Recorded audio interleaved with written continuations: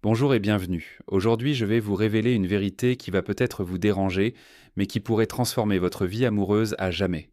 Vous êtes probablement votre pire ennemi en amour. Je sais, c'est brutal, mais restez avec moi. Après avoir accompagné des milliers de personnes, j'ai découvert quelque chose de troublant. Ce ne sont pas les autres qui sabotent que vos relations. C'est vous.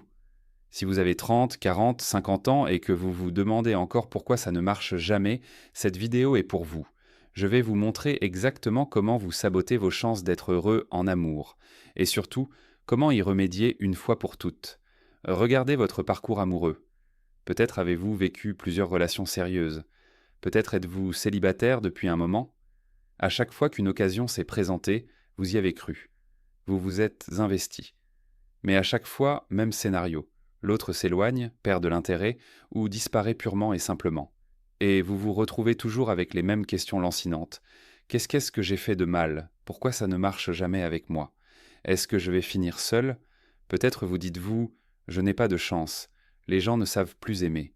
Il n'y a plus personne de bien. Les applications de rencontres ont tout détruit. Mais réfléchissez un instant. Et si le problème ne venait pas de l'extérieur? Et si le problème venait de l'intérieur? Parce que voici ce que j'ai remarqué. Les personnes qui échouent en amour reproduisent comme toujours les mêmes erreurs, sans même s'en rendre compte. Elles changent de partenaire, mais gardent exactement les mêmes schémas destructeurs. Et quand on a changé 3, 4, 5 fois de partenaire, mais que le même scénario catastrophique se répète, la seule constante dans l'équation, c'est vous. Laissez-moi vous expliquer avec une métaphore puissante. Imaginez que vous tenez un verre, mais ce verre est vide et percé. Vous rencontrez quelqu'un et vous espérez désespérément que cette personne remplisse ce verre d'amour, d'attention, de validation. Et au début, elle essaie. Elle donne généreusement. Elle verse tout son amour. Mais peu importe combien elle donne, votre verre reste désespérément vide. Pourquoi? Parce qu'il est percé. Et un verre percé ne peut jamais être rempli, peu importe la quantité d'amour qu'on y verse. En revanche, imaginez que vous arriviez dans une relation avec un verre intact. Mieux encore, vous l'aurez probablement déjà rempli vous-même, avec de l'estime de soi, de l'amour-propre, de la solidité intérieure. Comprenez bien ceci. Le but d'une relation n'est pas de remplir le verre de l'autre. C'est de venir avec un verre déjà plein et de construire quelque chose de beau ensemble, dans l'échange équitable, dans l'équilibre parfait.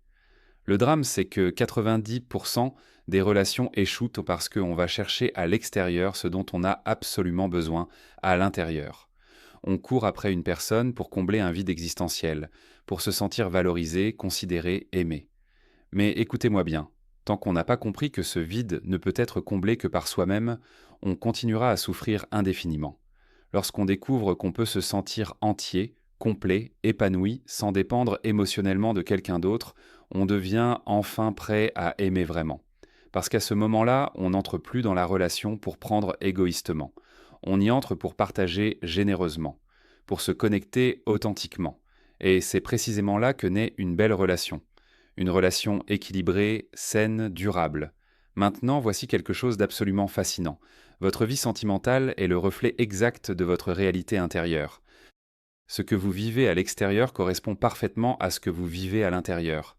Si, au fond de vous, vous pensez qu'il n'y a plus de personnes sincères, qu'on ne peut plus faire confiance à personne, que l'amour ne dure jamais, alors vous allez inexorablement confirmer ces croyances dans votre expérience.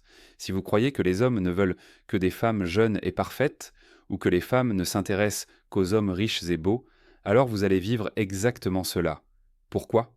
Parce que la réalité extérieure épouse toujours la réalité intérieure. Il n'y a qu'une seule chose que vous devez vraiment changer si vous voulez transformer radicalement votre vie amoureuse, votre réalité intérieure. Vous devez vous dire, et le croire profondément, je suis digne d'amour, je mérite l'amour, je suis fondamentalement aimable. Il existe des personnes là-dehors capables de me rencontrer dans cette énergie positive. Non pas parce que j'en ai désespérément besoin pour exister, mais parce que je suis authentiquement prêt à aimer, à partager, à construire quelque chose de beau. Et maintenant, détruisons ensemble un mythe toxique, l'âme sœur. Beaucoup de gens entrent dans une relation avec cette idée profondément ancrée.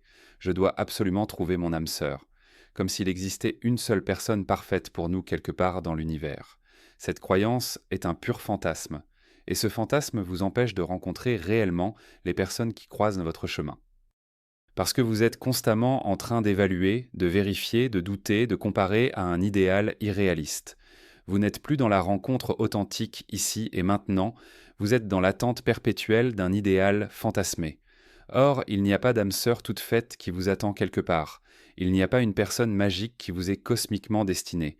Un couple, ça se fabrique, ça se construit jour après jour, et c'est en vivant pleinement la relation, en acceptant ses imperfections naturelles, qu'on crée progressivement un lien unique, profond, authentique, qu'on devient l'un pour l'autre cette fameuse âme sœur. Alors au lieu de chercher une perfection qui n'existe nulle part, élevez votre énergie personnelle. Apprenez à vivre dans une disposition authentique d'amour, parce que la personne qui va entrer dans votre vie sera en résonance parfaite avec votre énergie du moment. Si vous vivez dans la peur, le manque, la dépendance émotionnelle, vous attirerez inévitablement une personne qui vient confirmer ces états négatifs.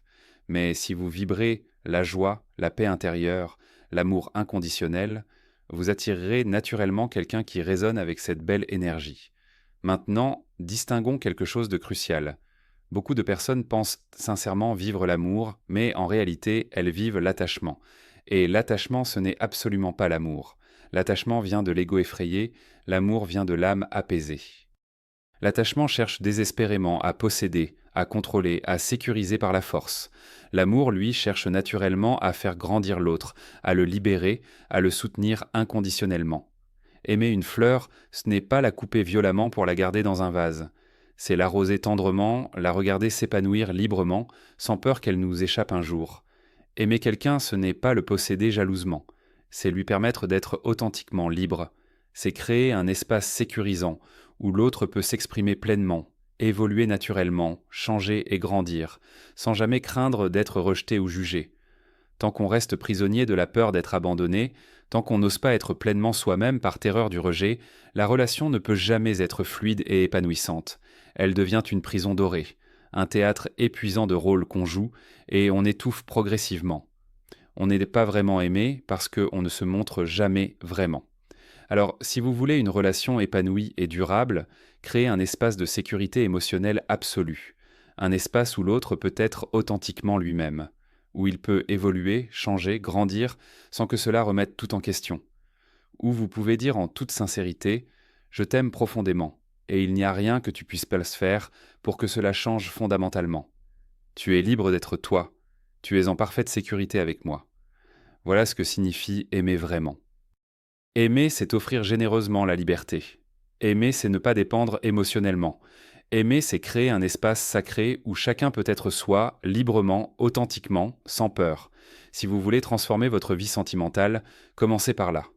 Apprenez à aimer véritablement. Apprenez à être aimé authentiquement. C'est non seulement possible, c'est même plus simple que vous ne l'imaginez.